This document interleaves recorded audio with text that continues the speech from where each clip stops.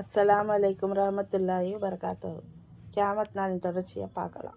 பைத்துல் முகத்தஸ் வெற்றி. யுக முடிவு நாளுக்கு முன் 6 காரியங்களை எண்ணிக்கொள் என்று ரசூலுல்லாஹி ஸல்லல்லாஹு அலைஹி வஸல்லம் கூறியுள்ளார்கள்.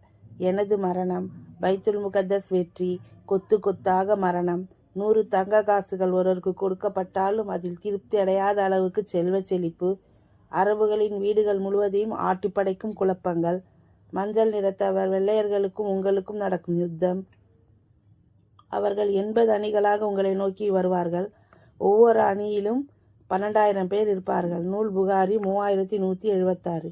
முதல் 2 நிகழ்வுகள் நடந்துவிட்டன. மதினா தூய்மை அடைதல். துருத்தி எவ்வாறு இரும்பின் துருவை நீக்குமோ அதுபோல் மதினா நகரம் தன்னிடமுள்ள தீயவர்களை அப்புறப்படுத்தும் வரை யுகமுடிவு நாள் வராது என்பது நபிமொழி. நூல் முஸ்லிம் 2451. அன்றும் இன்றும் என்றும் நிகழ்ந்து கொண்டிருப்பவை. யுகமுடிவு நாள் வரை முஸ்லிம்களில் ஒரு கூட்டம் இம்மார்க்கத்துக்காக போராடி கொண்டே இருக்கும் என்பது நபிமொழி. நூல் முஸ்லிம் 3546. இன்ஷா அல்லாஹ் அடுத்த தொடரில் கியாமத் நாளோட மாபெரும் 10 அடையாளங்களை பார்ப்போம். இன்ஷா அல்லாஹ்.